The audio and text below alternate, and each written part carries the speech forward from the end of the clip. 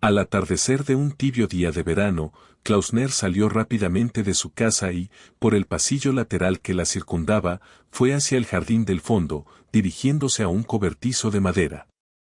Entró y cerró la puerta tras sí.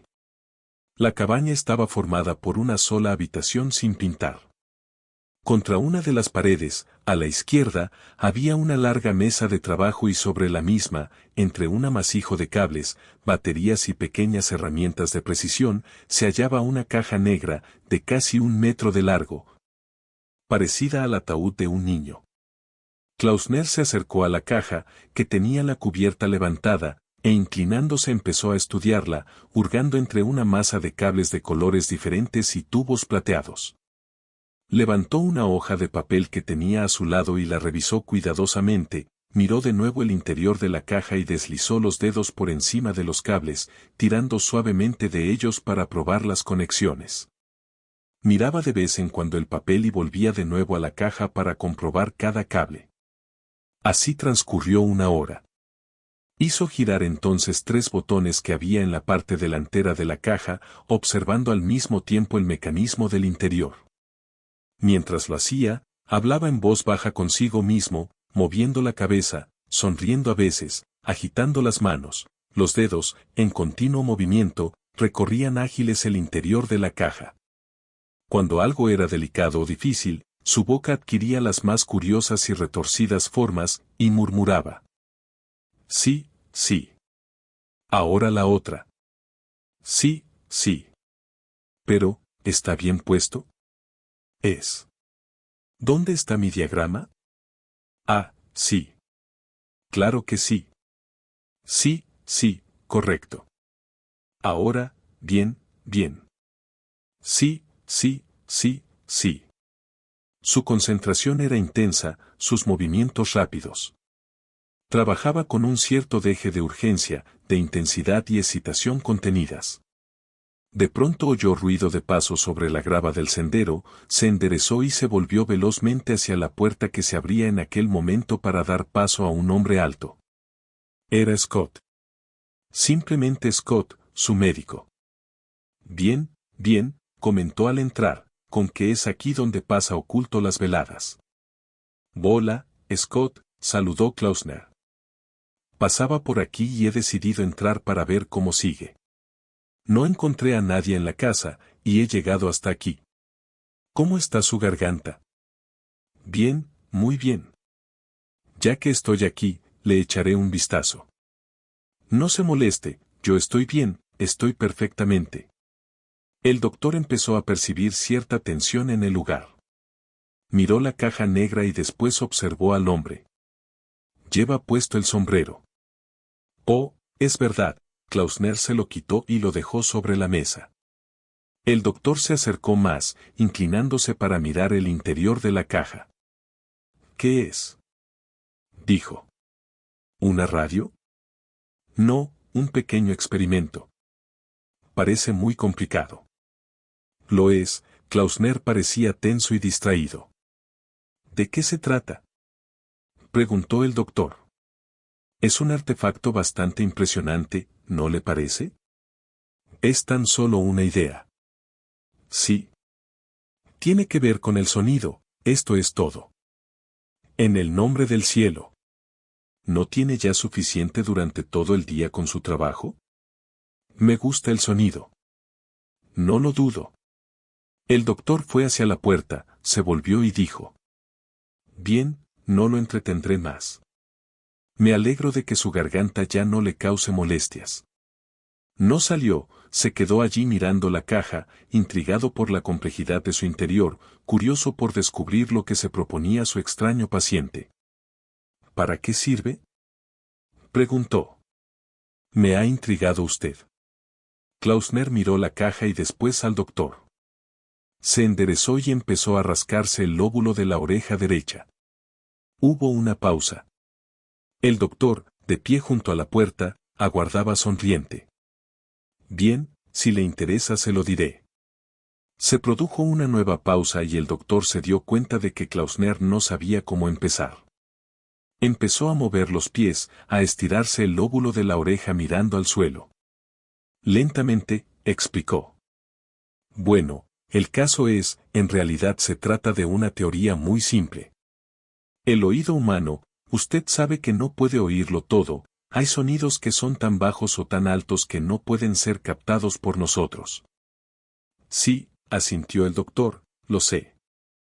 Bueno, hablando en términos generales, no podemos oír ninguna nota que tenga más de 15.000 vibraciones por segundo. Los perros tienen mejor oído que nosotros y, como sabrá, hay a la venta unos silbatos cuya nota es tan aguda que no podemos oírla, pero un perro, sí. Sí, he visto uno, dijo el doctor. Por supuesto que sí. Subiendo en la escala, hay otra nota más alta que la de este silbato, una vibración si lo prefiere, pero yo la considero como una nota. Tampoco podemos oírla, sobre ella hay otra, y otra más, elevándose en la escala para siempre, una sucesión sin fin de notas, una infinidad de notas. Por ejemplo, existe una, ojalá pudiésemos oírla, tan aguda que vibra 1.000.000 de veces por segundo, y otra 1.000.000 de veces más alta que esta, y así sucesivamente hasta el límite de los números. Es decir, hasta el infinito, eternamente, más allá de las estrellas. Klausner se iba animando paulatinamente. Era un hombrecillo frágil, nervioso y siempre en movimiento. Su inmensa cabeza se inclinaba sobre el hombro izquierdo como si el cuello no fuese lo suficientemente fuerte para soportarla. Su cara era suave y pálida, casi blanca, los ojos, de un gris muy claro, lo observaban todo, parpadeando tras unas gafas con montura de acero. Eran desconcertantes, descentrados y remotos.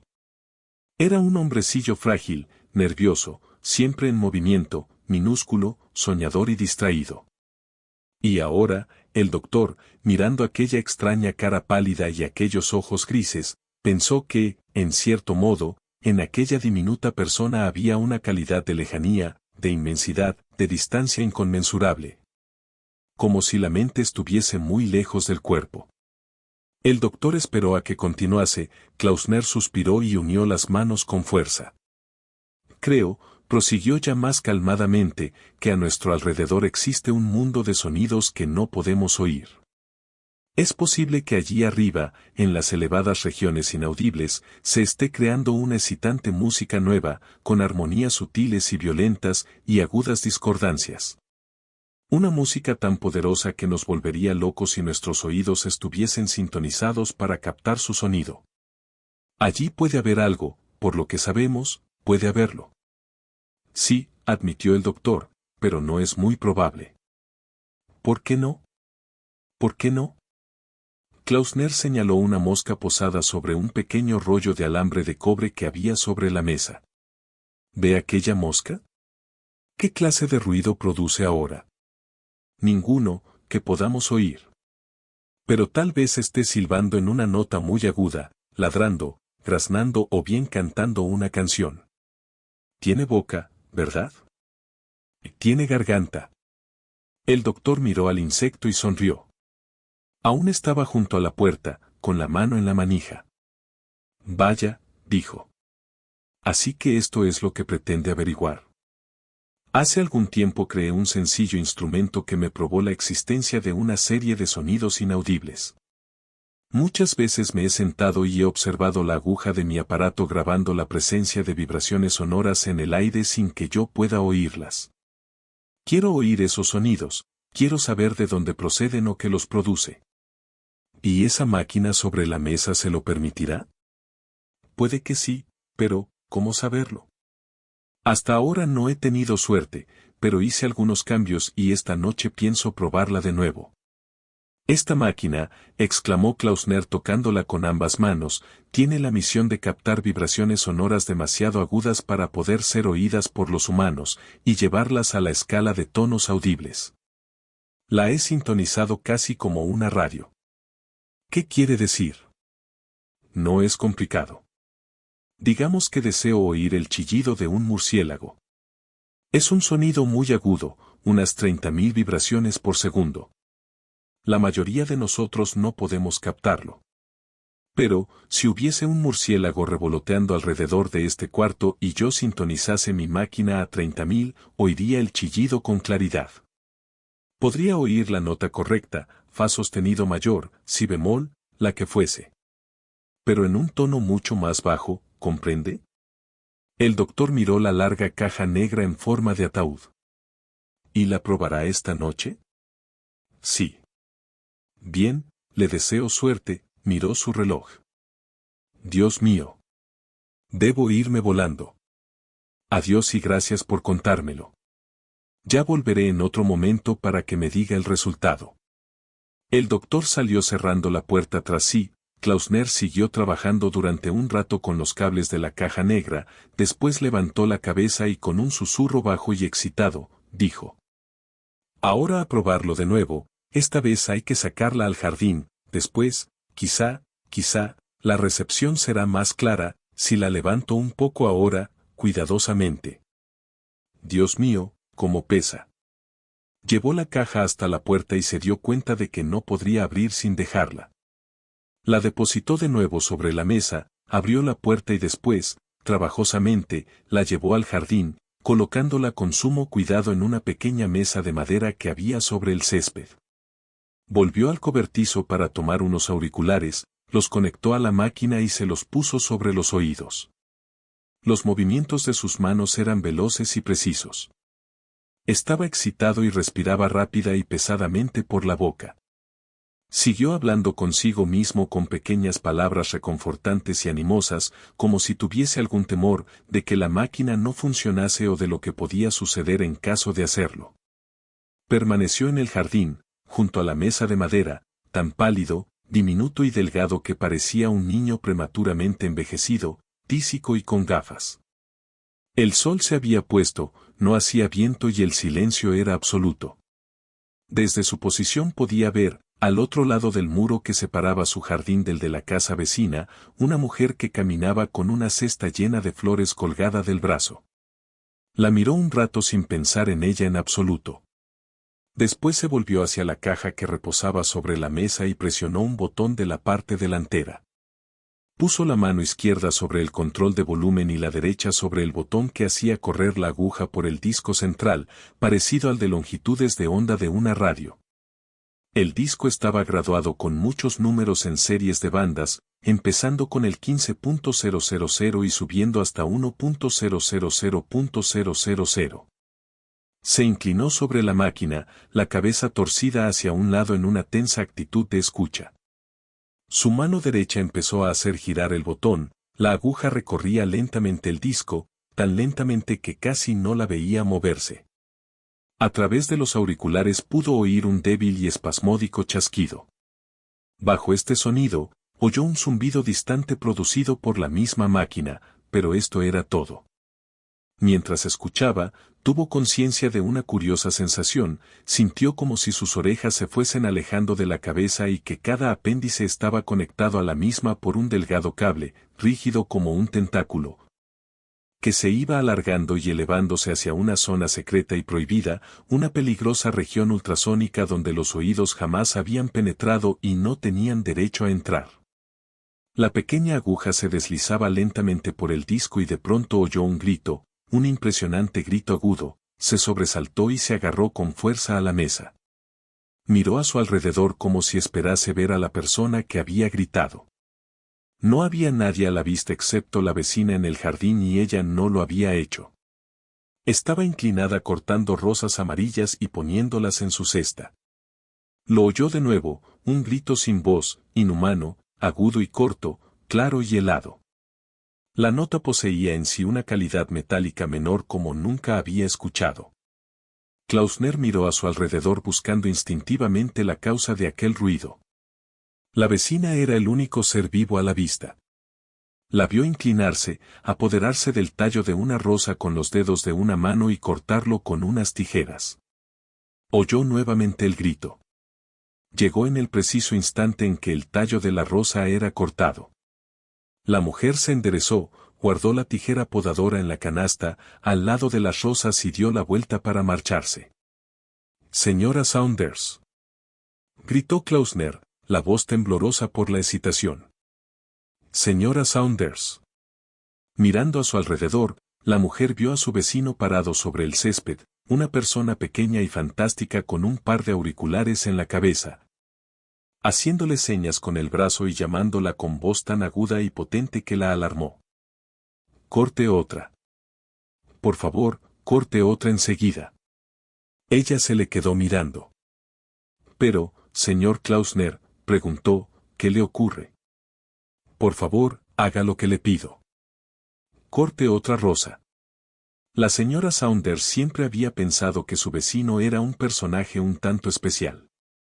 Pero ahora, al parecer, se había vuelto completamente loco. Se preguntó si no sería mejor echar a correr hacia la casa y llamar a su esposo, pero decidió que Klausner no era peligroso y le siguió la corriente. «Con mucho gusto, señor Klausner». Sacó las tijeras de la cesta, se inclinó y cortó otra rosa. De nuevo Klausner oyó aquel terrible grito sin voz, le llegó otra vez en el momento exacto en que el tallo de la rosa era cortado. Se quitó los auriculares y corrió hacia el muro que separaba los dos jardines. «Muy bien», dijo. «Es suficiente, no corte más, por favor, no corte más». La mujer se le quedó mirando con una rosa amarilla en una mano y las tijeras en la otra. «Le diré algo, señora Saunders, algo que usted no creerá», puso las manos sobre el muro y la miró fijamente a través del grueso cristal de sus gafas. «Acaba de cortar un ramo de flores, con unas afiladas tijeras ha cortado los tallos de cosas vivas y cada rosa que usted ha cortado ha gritado de un modo terrible». «¿Lo sabía, señora Saunders?» «No», respondió ella, «la verdad es que no lo sabía». «Pues es cierto», dijo, «las oí gritar. Cada vez que usted cortó una, oí su grito de dolor. Un sonido muy fuerte, aproximadamente unas 130.000 vibraciones por segundo. Usted no puede oírlas, pero yo sí». «¿De veras, señor Klausner?», murmuró la mujer, dispuesta a huir en los 5 próximos segundos.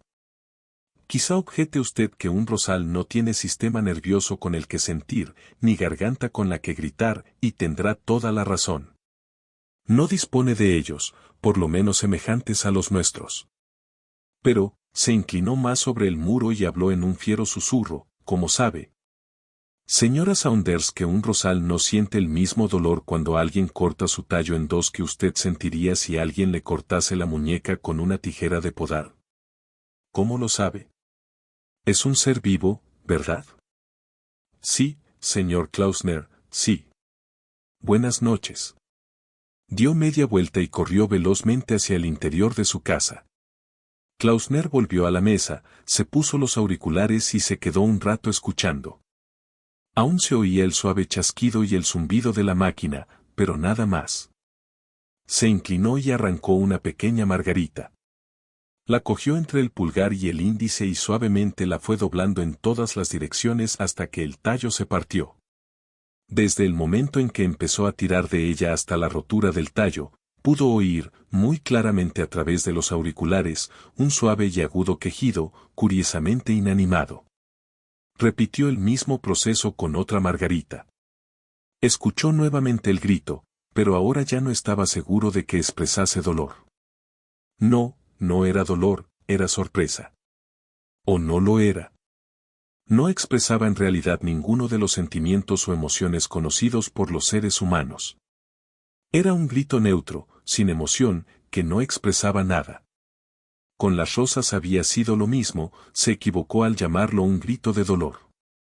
Probablemente una flor no lo sentía. Sus impresiones eran un completo misterio. Se levantó y se quitó los auriculares. Estaba ya muy oscuro y podía ver puntos de luz brillando en las ventanas de las casas que le rodeaban. Levantó la caja negra con cuidado y la llevó al cobertizo, dejándola sobre la mesa. Después salió, cerrando la puerta y fue hacia la casa. A la mañana siguiente, Klausner se levantó al amanecer, se vistió y fue directamente al cobertizo. Cogió la máquina y la sacó al exterior, llevándola con ambas manos y caminando inseguro bajo su peso. Cruzó el jardín, la verja de entrada y la calle en dirección al parque. Allí se detuvo, miró a su alrededor y dejó la máquina en el suelo, cerca del tronco de un árbol. Rápidamente regresó a su casa, sacó el hacha de la carbonera y volviendo al parque, la dejó en el suelo junto al árbol. Miró de nuevo a su alrededor, escrutando nerviosamente a través de los gruesos cristales. No había nadie. Eran las 6 de la mañana. Se colocó los auriculares y conectó la máquina. Escuchó un momento el débil y familiar zumbido, después levantó el hacha, tomó impulso con las piernas abiertas y la clavó con tanta fuerza como le fue posible en la base del tronco del árbol. La hoja penetró profundamente en la madera y se quedó allí. En el momento del impacto oyó un sonido extraordinario. Era algo nuevo, distinto, un acervo, oscuro y enorme ruido, un sonido sordo, profundo, quejumbroso, no corto y rápido como el de las rosas, sino alargado durante casi un minuto. Fuerte en el instante en que el hacha se clavó, debilitándose gradualmente hasta desaparecer. Al hundirse el hacha en la carne del tronco, Klausner se quedó horrorizado. Después, suavemente, asió el mango del hacha, la desprendió y la dejó caer al suelo. Pasó los dedos por la herida y trató de cerrarla diciendo: «Árbol, amigo árbol. Lo siento mucho, pero cicatrizará perfectamente». Por un momento se quedó allí con las manos sobre el inmenso tronco, de pronto dio la vuelta y salió corriendo del parque, cruzó la calle y entró en su casa. Fue al teléfono, consultó la guía, marcó un número y esperó. Oprimía con fuerza el auricular con la mano izquierda y daba con la derecha golpes impacientes sobre la mesa.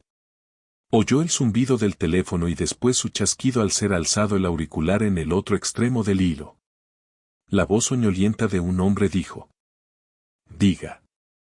«¿El doctor Scott?» «Él mismo». «Doctor, tiene que venir inmediatamente, aprisa por favor». «¿Quién llama?» «Klausner».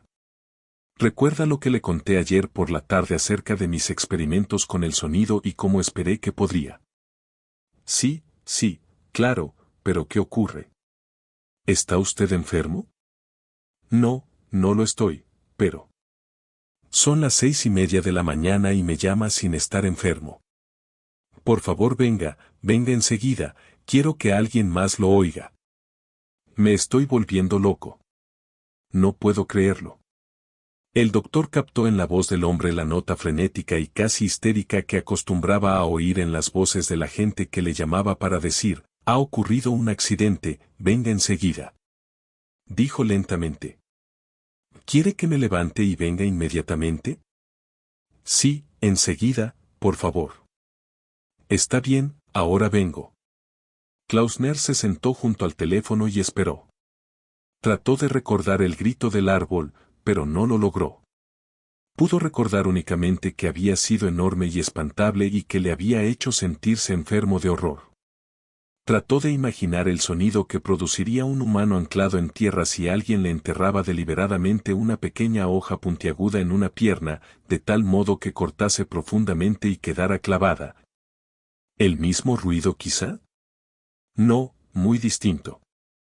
El ruido del árbol era peor que cualquiera de los sonidos humanos conocidos debido a su terrorífica y oscura calidad atonal. Empezó a pensar en otras cosas vivas y se imaginó un campo de trigo de semillas erguidas, amarillo y vivo, y una segadora que lo cruzaba, cortando los tallos, 500 por segundo, cada segundo. ¡Oh, Dios! ¿Cómo sería aquel sonido? 500 plantas de trigo gritando a la vez y un segundo después otras 500 cortadas y gritando y... No, pensó, no iré con mi máquina a un campo de trigo, no volvería a probar el pan. Pero, ¿y las patatas, las coles, las zanahorias, las cebollas? ¿Y las manzanas? No, con las manzanas no hay problema, cuando están maduras caen solas. Si a las manzanas se las deja caer en vez de arrancarlas de la rama no ocurre nada. Pero con las verduras es distinto. Las patatas, por ejemplo, deben gritar, lo mismo que las zanahorias, las cebollas o las coles. Oyó el pestillo de la puerta del jardín, se levantó de un salto, salió y vio al doctor acercarse por el sendero, con el pequeño maletín negro en la mano. Bien, dijo, ¿qué ocurre?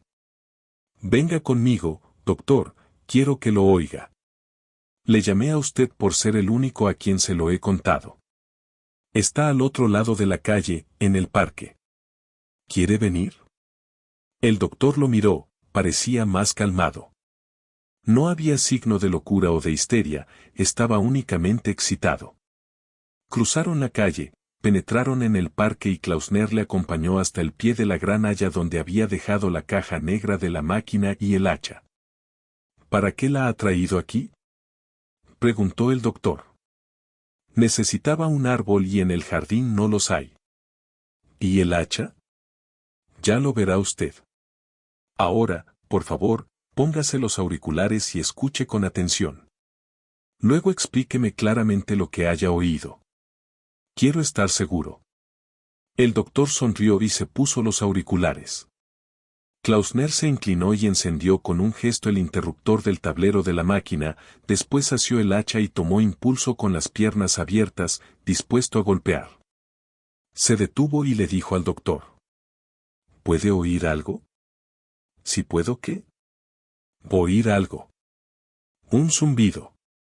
Klausner permaneció inmóvil con el hacha en la mano, esforzándose en golpear, pero el pensamiento del sonido que emitiría el árbol le hizo detenerse de nuevo.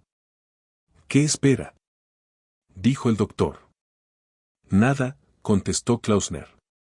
Levantó el hacha y la clavó en el árbol.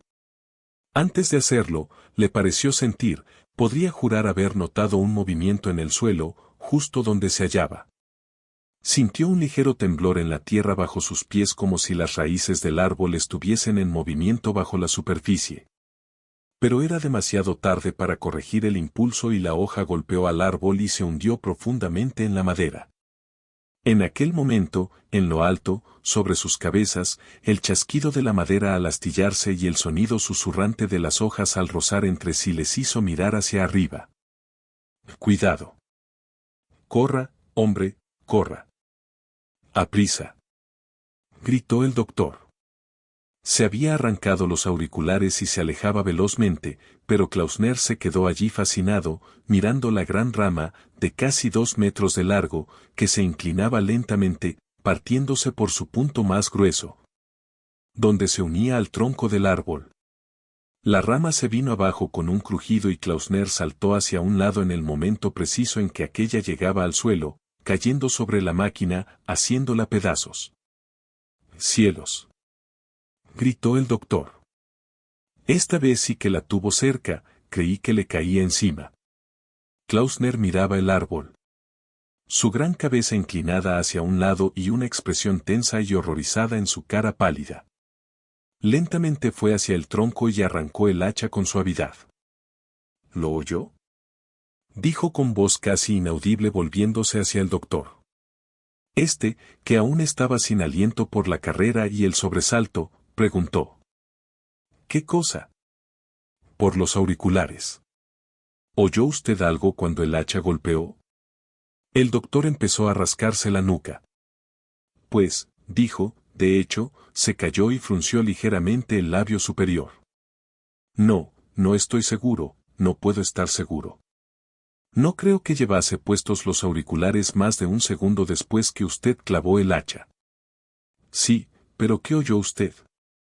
No lo sé, contestó el doctor. No sé lo que oí, probablemente el sonido de la rama al partirse, añadió rápidamente, casi con irritación. ¿Qué le pareció que era? Klausner se inclinó ligeramente y miró con fijeza a su interlocutor. Exactamente, ¿qué le pareció que era? Al demonio, repuso el doctor, no lo sé. Estaba más interesado en quitarme de en medio. Dejémoslo, ¿quiere? Doctor Scott, ¿qué le pareció que era? Por el amor de Dios, ¿cómo puedo saberlo, con medio árbol viniéndoseme encima y teniendo que correr para salvarme?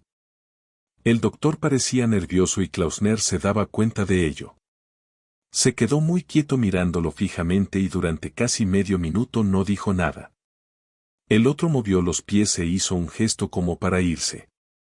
Bueno, dijo, es mejor que nos marchemos. Y mire, dijo el hombrecillo y su cara pálida se cubrió de rubor. Mire, repitió, hágale una sutura, señaló la última herida que el hacha había abierto en el tronco, hágasela enseguida. No sea absurdo, dijo el doctor. Haga lo que le digo.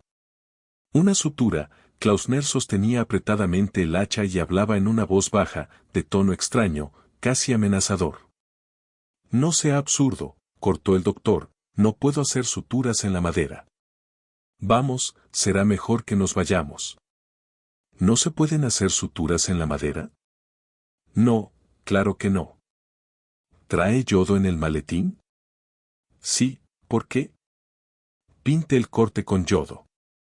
Escocerá, pero no puede evitarse.